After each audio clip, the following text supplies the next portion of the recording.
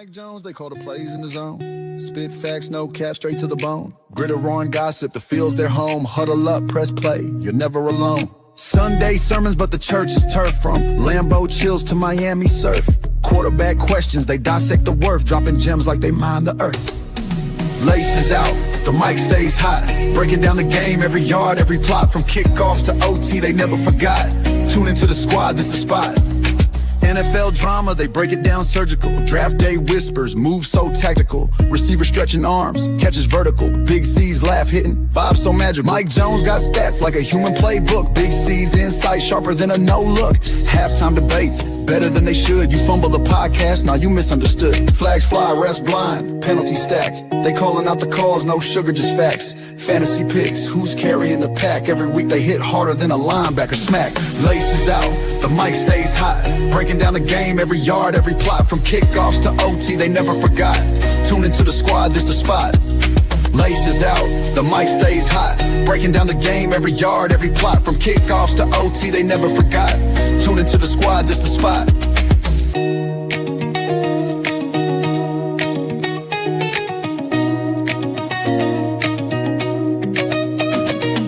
Sunday sermons, but the church is turf. From Lambeau chills to Miami surf. Quarterback questions, they dissect the worth. Dropping gems like they mine the earth. Laces out, the mic stays hot. Breaking down the game, every yard, every plot. From kickoffs to OT.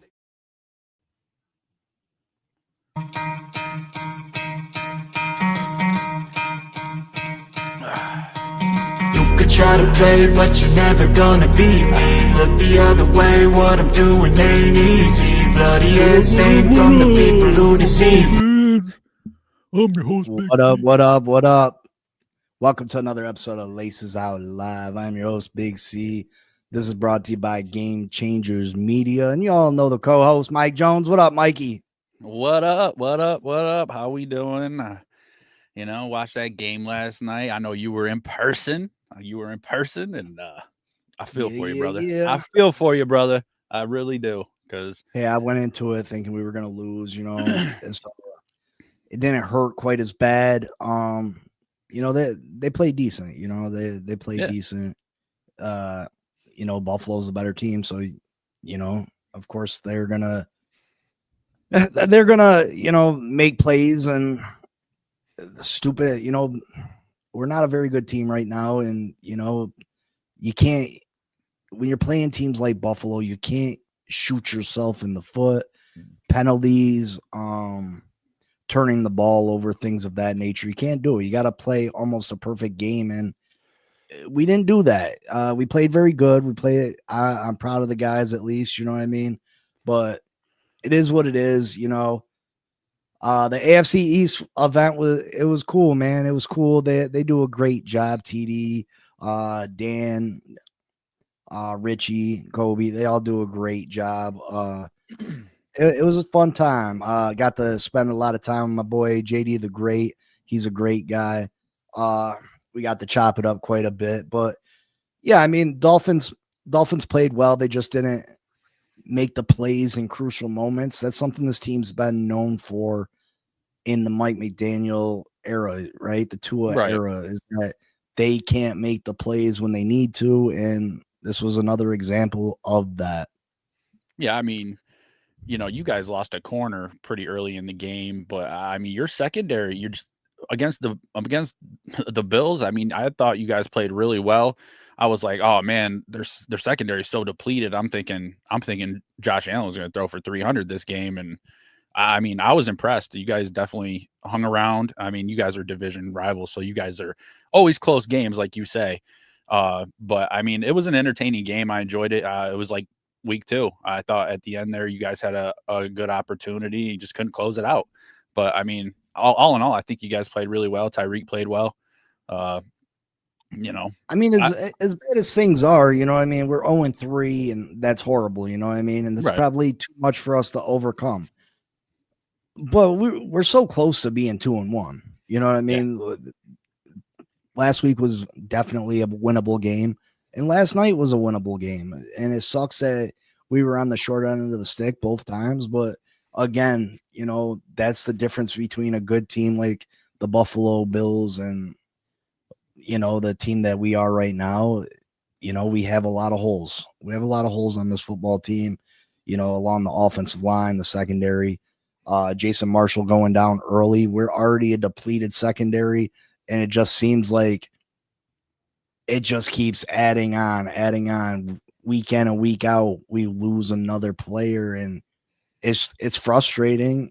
But Chris Greer knew that we were short at corner. You know what I mean? And he did very little to address it besides undrafted players, late round players. You know what I mean? And it's definitely a tough loss. You know what I mean? But what can you do? What can you do? Tua Tagovailoa didn't play the best game. He didn't have his worst game, but again, he turned the ball over when it mattered most. Yep. I hated the play call. I thought we should have been running the ball with 3-4 minutes left in the game. Yep. We should never even been in a position where we were down, though. It was all set up by the roughing the punter call. You know what I mean? Yep. But let's bring up let's see. I got the score and the box score. We'll bring it up. Okay, Mike got it. Gotcha. So that Buffalo Bills 31-21. We got the lead early. We scored an opening drive touchdown. That was set up by a D'Estridge 49-yard kickoff return. Put us in good shape. Buffalo answered back, scoring the next 14. We tied it up before the half. Buffalo came out, got the 21. We tied it up, and then Buffalo. We got Buffalo in fourth down, right? And they're punting us the ball back late. Well, it's not late in the fourth. It was early fourth quarter. They were getting ready to punt us the ball, roughing the punter. This is the second time in 3 weeks. And the Buffalo Bills were able to capitalize. They got a first down. They took it in, scored a touchdown.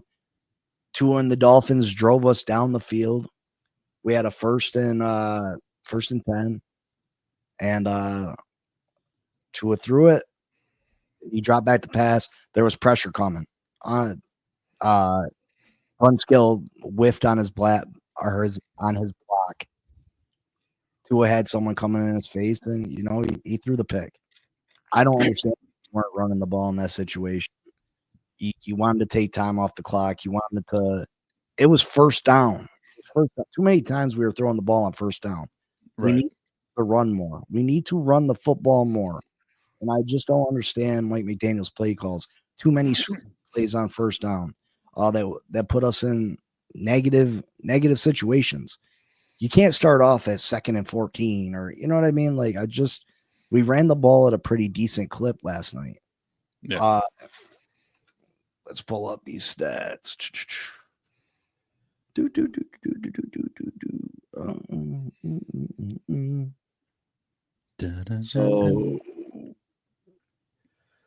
Tua Tagovailoa was, damn, I can't even see that. My eyes are shot. 2 of 34. 2 of 34, 146 yards, 2 touchdowns and a pick. Yeah, I got it wrote down though. 22 of 34, 146 yards, 2 touchdowns and a pick. Achane, 12 carries, 62 yards, and he averaged 5.2 a carry. That's good. Ollie Gordon, he got more touches this game, 9 carries, 38 yards, 4.2 an attempt. He also had his first career touchdown. That's nice to see. That's exciting to see. Receiving, Tyreek had 5 catches. He was targeted 10 times. He slipped on 1 route. 1 Tua sailed it on him. Another was a deep pass that I felt like he should have caught. I don't really understand why he didn't catch the pass, but he definitely should have made that catch. It was one of the only times that we went downfield. You know what I mean? Yeah. We were just throwing the ball side to side. We're not going down the field at all, which is you're not gonna win many football games playing that way. You know what I mean? You can't throw the ball to the side. You know what I mean? It does not make sense. Yeah, but Hill had 5 catches, 49 yards, and a touchdown. Waddle had 5 catches, 39 yards, and a touchdown. Achane, 7 catches, but only 29 yards.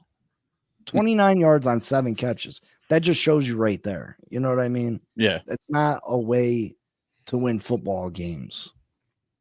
And then you had the Buffalo Bills. Josh Allen, 22 of 28, 213 yards, 3 touchdowns. James Cook ate us alive in the first half. 19 carries, 108 yards, 5.7 a carry, and a touchdown. We were able to contain him in the second half. But that first half, he tore us up. Josh Allen had 4 carries, 25 yards. So we did a pretty good job not letting Josh escape and get too many yards. Kincaid, 5 catches, 66 yards, and a touchdown. Tight ends, always a massive problem for the Miami Dolphins. Shakir had 4 catches, 46 yards, and a touchdown. There was a hold on that play, but whatever. Oz had his 1 catch, 5 yards, and a touchdown. His first career catch goes for a touchdown. Let's go to the total yards and stuff. You want to read those off? Looks like Dolphins 276, Bills Total 360. yards. Total yards. Yep. Passing yards 146, Dolphins 203 to the Bills. 130 rushing yards for the Dolphins, 157 for the Bills. 4.7 yards per play for the Dolphins and 6.3 for the Bills. First downs were actually pretty close. Dolphins with 19 and 23 for the Bills. Third down efficiency. I mean, you guys, I think 10 of 15 is pretty good on third down efficiency. We actually lead the NFL through 3 weeks at third down efficiency, which is crazy. Yeah, Waddle was like, he came up big on those third down plays. Like he was like your third down master. Buffalo went 6 of 11 on third down. Fourth down, 1 for 1. That's it with you guys. You had 2 more total plays than Buffalo. Buffalo allowed 2 sacks. The Dolphins allowed 0. I mean, 4 punts for you guys, 2 for Buffalo. The penalty yards, 6 for 57 for the Phins and 3 for 35 for Buffalo. No fumbles, only the 1 Tua interception. And the time of possession was right there, 28 minutes for the Dolphins, 31 and a half roughly for Buffalo. Yeah, so, they're pretty close. This was my view from the seat last night. Great seats, great view. And me and your boy TD, Dan Mitchell there in the background. This guy right here, I'm not sure of his name, but he was funny as shit. This dude was yelling like he was like, "Hey!" Like screaming at the top of his lungs, like everybody in the place was looking at him like he was going crazy and he did not give a damn. But he was absolutely hilarious. So I mean it was a good time. It sucks that we lost. Oh, Lino, stop it, Lino. You know who won that game. Stop it.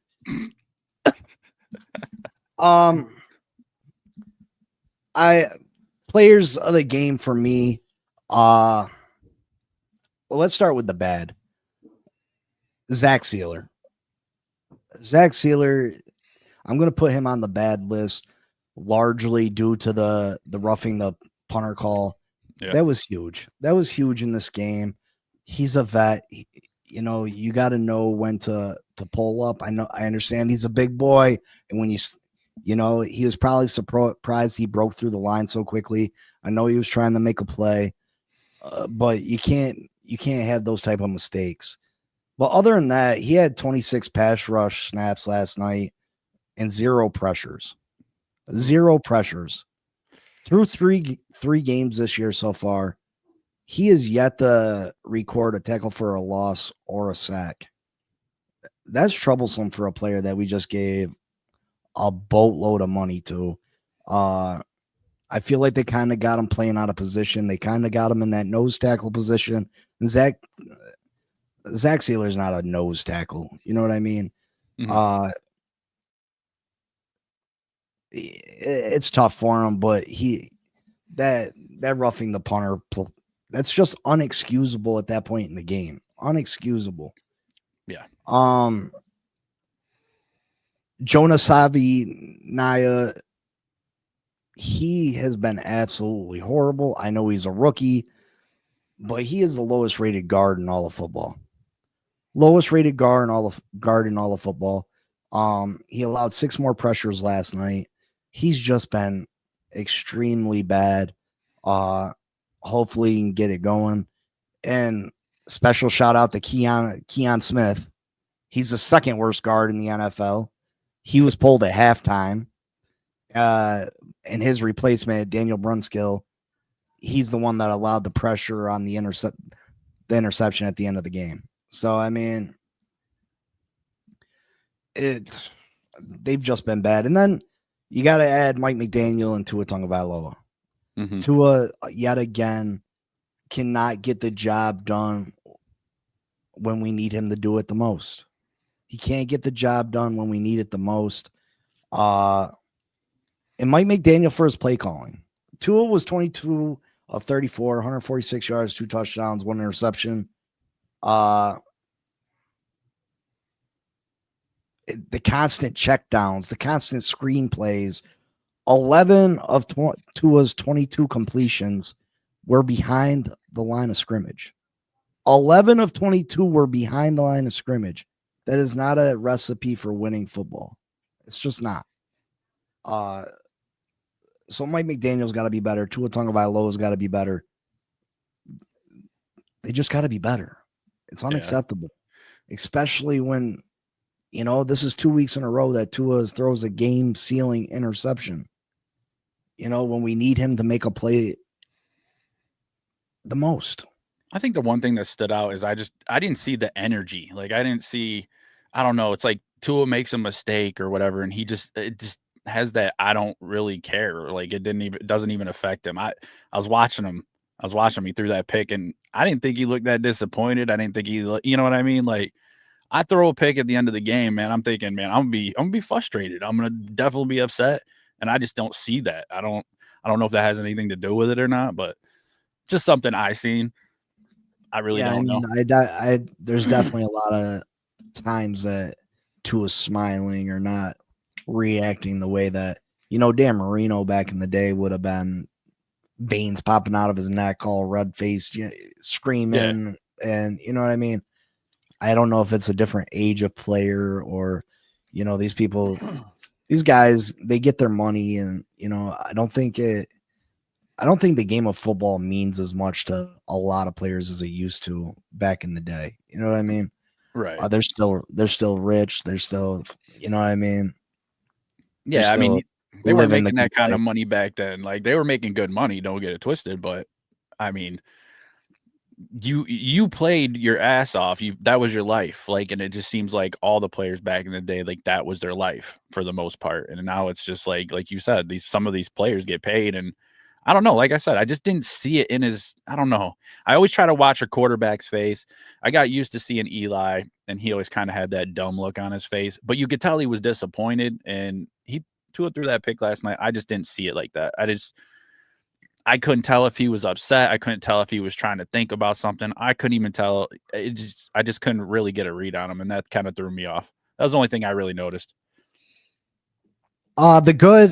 The kickoff, the special team return wise, D. Estridge has been great so far this season. He started the game with a 49-yard kickoff return that set Miami up for their first possession touchdown. He also had a return out to the 37 in the fourth quarter. And Malik Washington, 2 punt returns. He only averaged 11 a return, but it left Bills punter Cameron Johnson only with a net average of 36.5. So they were really good for us. They've been good all season. And then Ollie Gordon. Ollie Gordon only had 38 yards on 9 carries. Not a huge night by any means. But he gets us yards when we need them. That short yardage situation. We had 3 opportunities last night, 2 third and ones, and a 2nd and 1, an area that the Miami Dolphins have really struggled at throughout the years is getting them 3rd and 1s, them 2nd and 1s. We've really struggled at that. Ollie Gordon converted on all 3 of the attempts last night, so that's very promising to see. Ollie Gordon's 225 pounds. He's a different style runner than Devon Achane. I like how they mesh together. Devon Achane is that, that quick back that will make you miss, and Ollie Gordon's that back that'll run through you. Yep. Some thunder and some lightning, you know what I mean? And then Ollie Gordon also he bull rushed through the Bills defensive line to get his first touchdown. So that was very promising to see. I like Ollie Gordon a lot, and we need to get him the ball more. Definitely need to get him the ball more. Mm-hmm. Yes, sir. Neither of them are as talented as James Cook. Yeah, James Cook is a monster. Yeah, I liked Ollie. I didn't even know who he was, honestly. Well, the difference between, I don't think James Cook is more talented than Devon Achane by any stretch of the imagination. James Cook, defenses are more focused in on Josh Allen than they are James Cook. Yeah. Teams can focus in on Devon Achane, Tyreek Hill. You know what I mean? Like, we don't have the offensive line the Bills do. Right. Of course, you've never said not one good thing about Miami. So, of course, you won it. Of course, you won it. Oh, God. But anyway. Yeah, tough loss, but we got some days off. We don't play again till next Monday night at home versus the Jets. Mike McDaniel's job is probably safe for now. Because they put out a decently strong performance against the Buffalo Bills. So we'll see.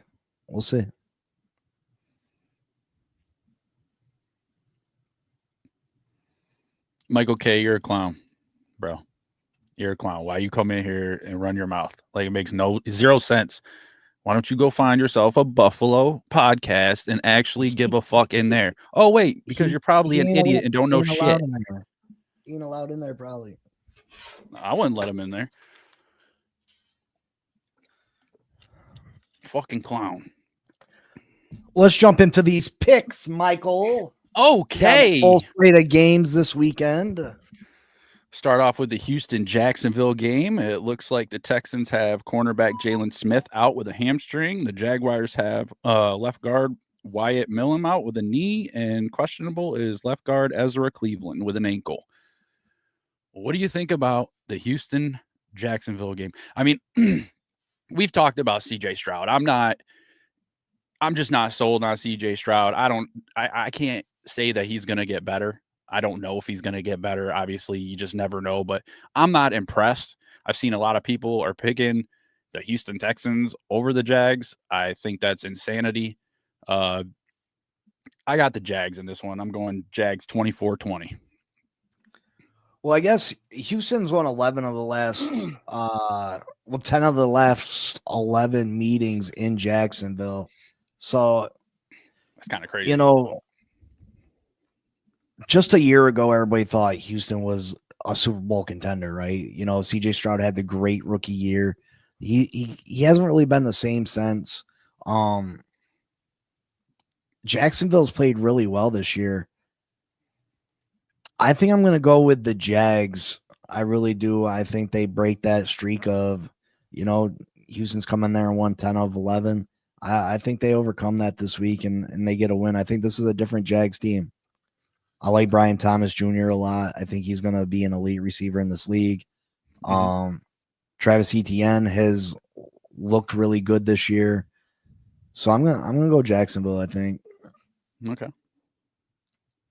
You want to put a score on that, Big C? Oh, man. Let's go 24-21 Jags and Bill. Okay. Sounds fair. All right. Bengals, Minnesota. Out for the Bengals, obviously, Joe Burrow. Defensive end Shamar Stewart with an ankle. Doubtful is cornerback Cam Taylor-Britt. Questionable seat cornerback DJ Turner with a hamstring. On the Viking side, JJ is out with an ankle. Left tackle Justin Skule, concussion. Center Ryan Kelly with a concussion. And questionable, they have Christian Darrisaw, Austin Keys, Andrew Van Ginkel, and Harrison Smith. Aaron Jones is out too, right? I don't see Aaron Jones on there. Yeah, it says they'll be without Aaron Jones too. Yeah, maybe they didn't update this. So I mean, who do you trust more? You trust Carson Wentz, or is Carson Wentz starting for them? Yeah, I believe so. And that was against Jake Browning. That's kind of what I was going with.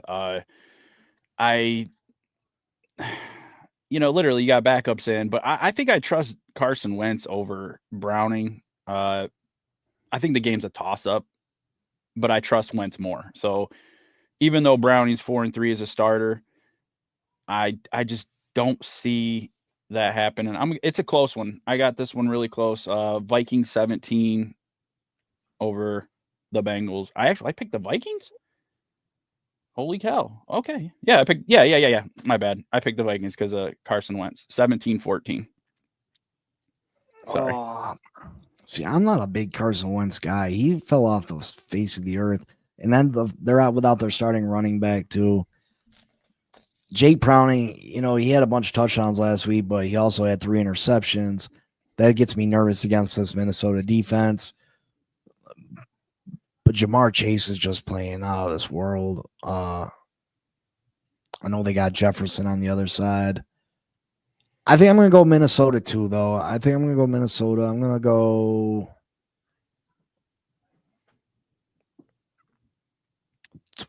27-24 Minnesota.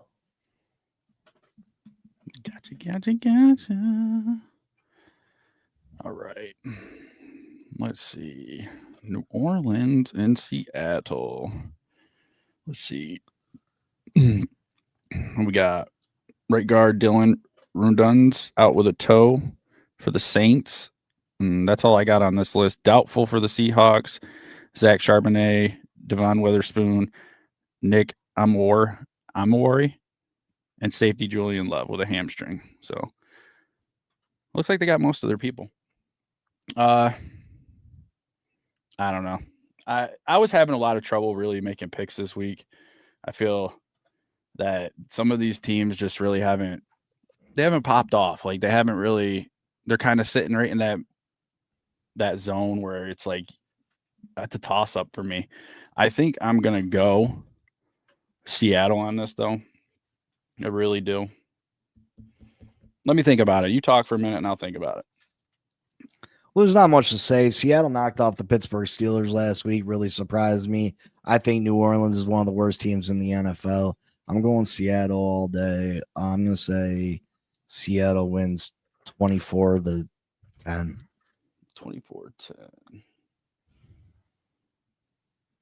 Big C, 24-10. All right. I think I picked I'm pretty sure I picked New Orleans last week as the underdog, and that kind of bit me in the ass. So I'm not doing that again. So I'm going to Seattle as well. I'm going to go 21-17. All right, Dallas and Chicago Bears at Chicago. Darren. Duran's out again with his foot. Bears have Kieran, I can't say his last name, Abagadji, right guard. He's out.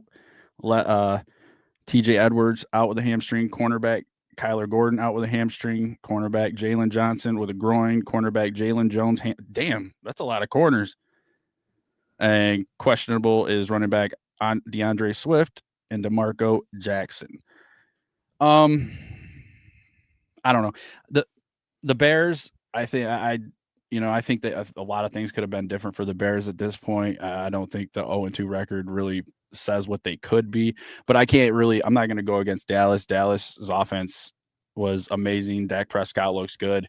They moved that ball and, they beat us last week. So I'll give them that. I'm going to go Dallas 31, Chicago 27. Dang, if the Dolphins are the worst team in the NFL, they almost beat your team.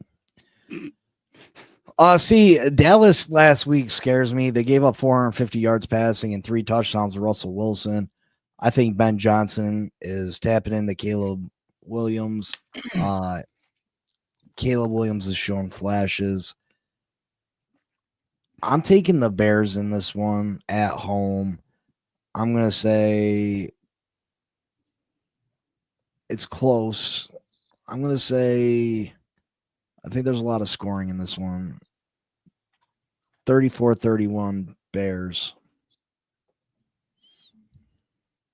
Fair enough. Just what Russell Fair. Wilson did to that Dallas defense, man. Like, if Yeah. Russell Wilson gets through that, man. Well, I was thinking about that too, but it's just like, I don't know. I was really expecting the Bears to come out kind of on fire this year. Like, not even on fire, just better than they have been. I've been kind of disappointed with that. So, and there's a little extra motivation for Caleb Williams. His head coach last year, who there was issues with, Matt Eberflus. Yeah, is that's the defensive true. coordinator for Dallas. I totally forgot that aspect of that. Yeah, absolutely. I'm still gonna stay with Dallas. I don't want Dallas to win. Trust me. I'm not. I can't stand picking NFC East teams, so I don't want to do it. All right, where are we at? Let's see. Atlanta, Carolina.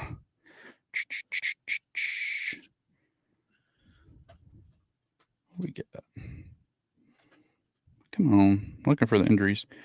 All right, Falcons out. Wide receiver Jamal Agnew with a groin. Wide receiver Casey Washington concussion, and cornerback AJ Terrell with a hamstring. Panthers out. Defensive tackle Tershawn Wharton. Offensive linebacker Patrick Jones II with a hamstring, and questionable Xavier Legette with a hamstring. And I got the Falcons. There's not too much to this one. I just don't believe the Panthers are that great. I don't think Atlanta's that great either, but the more time that Penix and that offense gets to work together, I'm expecting them to start picking it up. I don't know if they're a playoff team in my mind yet. I don't know if they could make the playoffs, but I still got Atlanta beating Carolina this week. I got Atlanta winning. I think it was 24-17. Well, Bryce Young got it going in the second half last week, throwing 3 second half touchdowns. But he leads the NFL with 5 turnovers. This Atlanta defense has been pretty good. They had 6 sacks last week. I think they're able to get after Bryce Young and have him turn the ball over. Like I said, he leads the NFL in turnovers right now. So I think Atlanta wins this football game. I think they're going to be able to run the football. I'm going to say 24-13. Big C. All right. Green Bay, Cleveland. Let's see. Out Jaden Reed for the Packers. Tight end Tucker Kraft is questionable. Browns out Michael Hall Jr., defensive tackle. And they got a bunch of questionables. DeAndre Carter with a concussion. Jack Conklin with an elbow. And Joel Batonio and Andre, I can't even pronounce his last name, with a calf, the kicker. I'm all on the Green Bay Packers this year. I am, and they are going to have to deal with Myles Garrett. He's got to be able to get the pressure on Jordan Love if they have a chance. And I believe the Browns have to establish some sort of run game in this game if they have a hope of winning.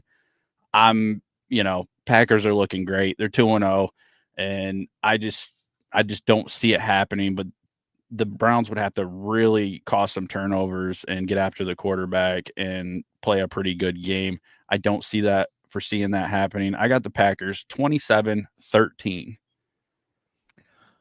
Well, Cleveland's defense isn't the problem. Back-to-back weeks, they've bottled up Joe Burrow and Derrick Henry. It's just their offense, especially the quarterback position, has been horrid. Joe Flacco has been absolutely horrible. And guess who comes to town? Parsons. Micah Parsons comes to town. He's going to be all over Joe Flacco. Joe Flacco has no mobility. Teams have been able to get pressure on Cleveland's quarterbacks with rushing only 4. that is the specialty of the Green Bay Packers. That just adds up to a big win for Green Bay. I could see this game 30-10. Not bad. That's how I see it too. Pretty close. Oh, Jets Tampa Bay. I think Jets quarterback's out. He is. With a concussion. Yeah,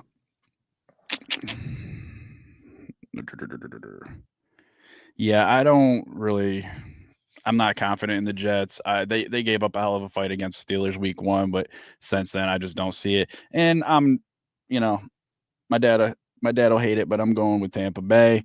I think this is going to be a Baker game. He's going to have probably over 250, 3 touchdowns. And I'm going to go Bucks 27-16. I don't got too much to say about this. The only thing, I like Tyrod Taylor better than I like Justin Fields. Tyrod Taylor is one of the better backup quarterbacks in this league. He is one of the better deep ball throwers in this league. Yep. His time in Buffalo, he delivered the ball downfield great everywhere he's been, honestly. So I actually think he makes the Jets more dangerous through the air. But Tampa's clearly the better team. They're going for a 3-0 start. They're at home. I'm going Tampa. I think it's closer, though. I think it's closer because of Tyrod. I'm going to say 24-21 Tampa. Okay. Indianapolis Colts at the Tennessee Titans. Tennessee's they've been. It looks like they're starting to do something, but until the Titans can prove otherwise, they're just not a team worth picking to me. The Colts have been like the league's probably unlikeliest team to come out and start 2-0. So I really think they do it. I think the Colts keep rolling. It's going to be close. I got the Colts 28-23. Yeah, Daniel Jones has been great. The rushing has been great. Jonathan Taylor is averaging 5.5 yards a carry. The defense has been really good. Tennessee's line has been bad. They've given up 11 sacks already. I got the Colts in this one too. They're out. They're still trying to prove that they're for real. They're 2-0. They're going for 3-0. This is a game that they should win. I'm going to say the score is 24-17 Indy. All right. The Raiders at the Washington Redskins. I think the Raiders have been making progress every week, the first 2 weeks. Jaden Daniels, obviously, I think he's going to be out with a knee injury. I think he was listed as questionable, but I don't think he's going to be playing. I just don't know if the Redskins, here we go, the Commanders are good enough to win this game without Daniels. I don't see it. I think Washington through the first 2 games are definitely not what I was expecting to see this season, especially after Daniel's breakout season last year. I just don't see that happening. So I got the Raiders 31-24 in this game. Sorry, excuse me. I like Washington in this game. They can get after the quarterback. The Raiders haven't unlocked Gentry yet. They haven't used them and got them going like they should. I just think Washington's the better team. I think they start getting things in motion. Things start working out the way that they're supposed to. Deebo Samuel, I think, will have a big game. He's getting back to that Deebo that was that all-around weapon for San Francisco a year ago, 2 years ago. Zach Ertz has been great for them. If Daniels can get on the same page with the what's the wide receiver there? Sometimes I have brain farts. I'm super tired. They just gave all the money to. Are we talking on Washington? Yeah. Oh, T there, McLaurin. Yeah, Jesus. Oh, I know, gosh. right? But yeah, Terry McLaurin. Yeah, I like Washington this one. Is Daniels not playing? Is he? No, I don't think he's playing. I'm pretty sure. Yeah, what I seen, it didn't say if he was definitely out. I like Marcus Mariota anyway. I think he can run this offense just fine. I'm still taking Washington. They're the better overall team. Okay. You gonna give me a score or no? Sure. If Daniels doesn't play, it'll be closer. I'll go 2017. Okay. Denver Broncos at the Chargers. I think this could be a really good game with Denver's defense. But I mean, the Chargers have just looked really good. They're gonna have Patrick Surtain going up against McConkey. That's going to be an interesting matchup to watch. Very impressed with the Chargers. They played well last year, and they definitely ain't letting off. So I got the Chargers in this one, 2017. Yeah, I like the Chargers too. Bo Nix, I'm not big on Bo Nix. I've been clear about that. He had a great rookie season. He's got 3 interceptions this year already. I think that number is going to end up being considerable by the end of the year, just the way he plays. That backyard style of football, constantly getting outside the pocket. But yeah, I think the Chargers are one of the better teams in the AFC. They've already knocked off the Kansas City Chiefs. And if they want to win a division title, they got to win these games. And they're at home. I like the Chargers.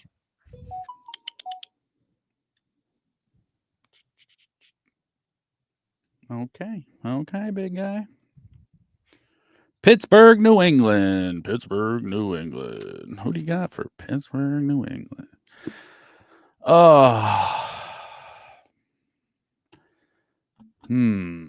Matchup. Jalen Ramsey versus the Patriots. I had a hard time picking this one because I just don't know what we're going to get from that Steelers offense and Aaron Rodgers. He came out, had the explosive first week. That second week, whatever. He's old. I just don't know how long he's going to sustain, and I just don't think he can maintain enough MVP-esque type style play. I don't think he does, but I'm still going to take the Steelers because I hate the Patriots. So 24-20 Steelers. Yeah, the Steelers can't run the ball. They can't stop the run. New England beat up on my Dolphins last week. They got a nice little 1-2 combo at running back. Drake May looked great last week. I'm going to take New England at home for the upset. I'm going to say 2017 on this one too, New England.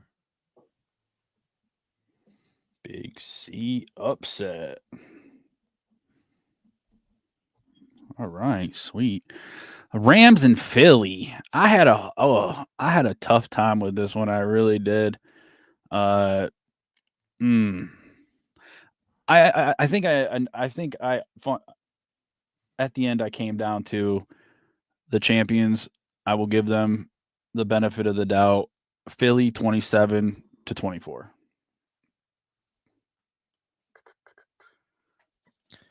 Listen, the Rams almost knocked Philly out the playoffs last year, and could have changed the whole Philadelphia being Super Bowl champions thing, but they're coming into this game limping. Philly at home, I just think that's a lot to ask. I'm going with Philly 28-17. 2017. All right, we're almost there. Almost in the home stretch. Arizona, San Francisco. I can't remember who I had for this one. I like San Francisco, I believe. I'm never like 100% sure. I'm just going to take San Fran on this one. I didn't really look into this game. Not even going to lie. I must have overlooked it. So I'm going to go San Francisco. Let's go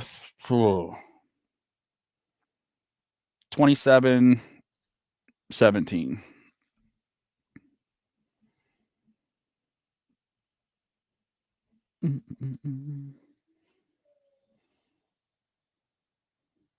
Yeah, I think that.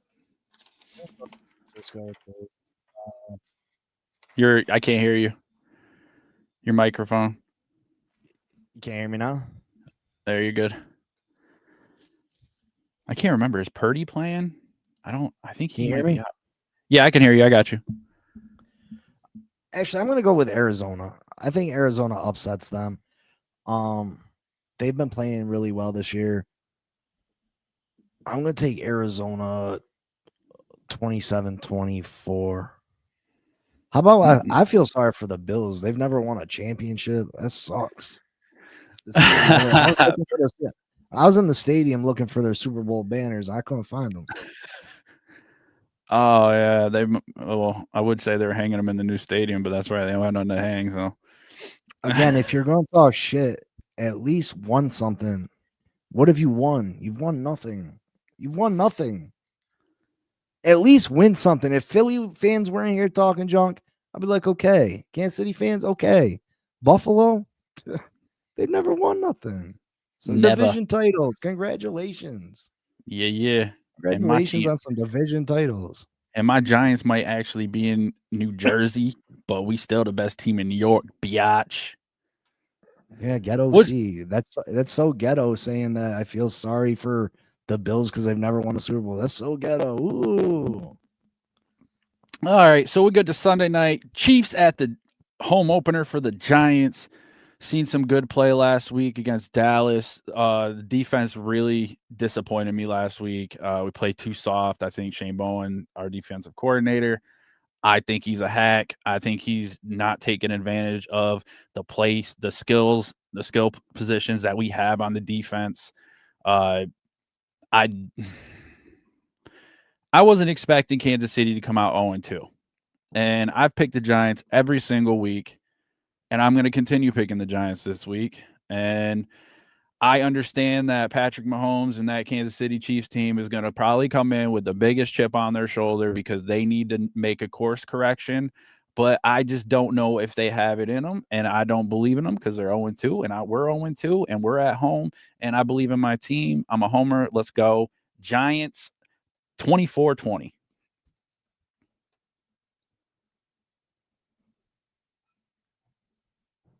Boosh.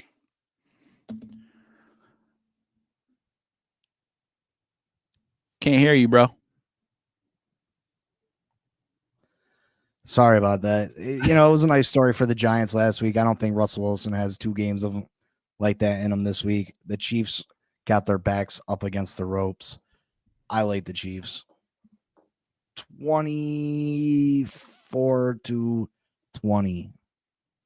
That's what I said. So you got it backwards, you motherfucker. All right, ladies and gentlemen, we are going to the final game of the week, Monday night game, Detroit Lions at the Baltimore Ravens. I had Lions put up hella points last week, but it's the Ravens. And I don't know. This was a toss-up. I sat here and thought about this game probably more than any game that I thought of. And I think they're going to be in the 30s. I think it's going to be close. And I ultimately came up with Ravens 35-31.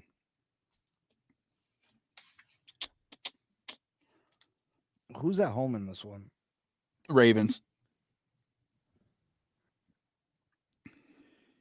Yeah, I think the Lions came out and smacked. Who did they play last week? The Bears? Yeah, Chicago. Yep. Yeah, they smacked the Bears in the mouth. Baltimore is a much stronger team. I do think the Lions are a different team on that turf than they are on grass. I'm not sure if the Ravens got grass. I know they're outdoor. I'm not sure. I'm going to go with the Ravens. I think the Ravens are the best team in the AFC.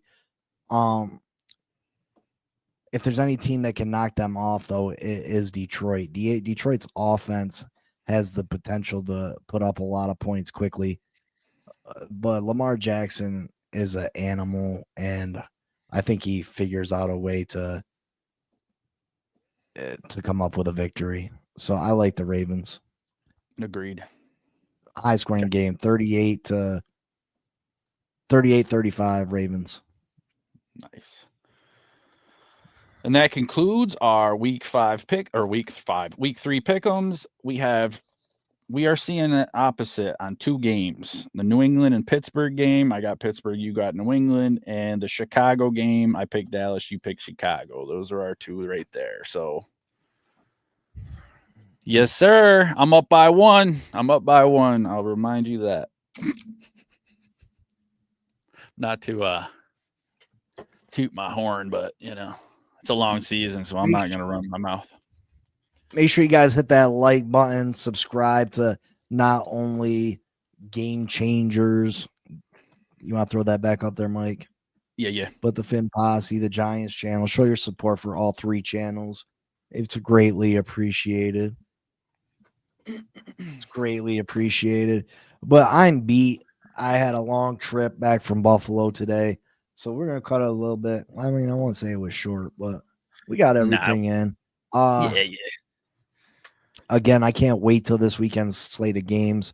You'll probably hear from me again before Sunday's games, and we'll talk more about the Dolphins and their loss to the Bills and what it means going forward. The positives, the negatives, what it means for Mike McDaniel, Anthony Weaver and the boys, Tyreek Hill. Is he going to be traded? Is he going to be here? But yeah, we'll catch you Monday. For Reaction Monday. Are we gonna actually have Reaction Monday this week? Yeah, we're gonna be here. We're gonna be here Monday this week. To break down all the weekend's games. But until then, we love you. We love you. We appreciate you. Go Giants, except for Michael K. I can't stand you. We will see you all later. Till then, fins up. Peace out. Go Giants. Big C and Mike Jones, they call the plays in the zone. Spit facts, no cap, straight to the bone. Gritter, roaring gossip, the field's their home. Huddle up, press play, you're never alone. Sunday sermons, but the church is turf. From Lambeau chills to Miami surf. Quarterback questions, they dissect the worth. Dropping gems like they mine the earth. Laces out, the mic stays hot. Breaking down the game, every yard, every plot. From kickoffs to OT, they never forgot. Tune into the squad, this the spot.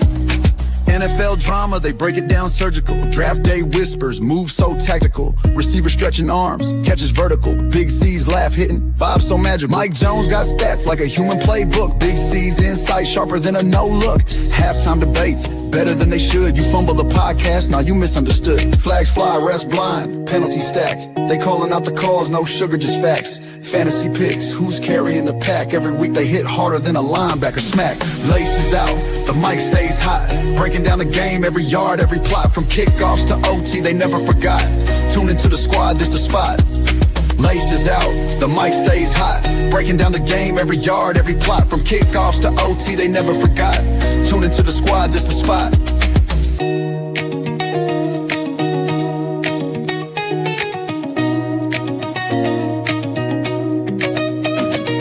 Sunday sermons, but the church is turf. From Lambeau chills to Miami surf. Quarterback questions, they dissect the worth. Dropping gems like they mine the earth. Laces out, the mic stays hot. Breaking down the game, every yard, every plot. From kickoffs to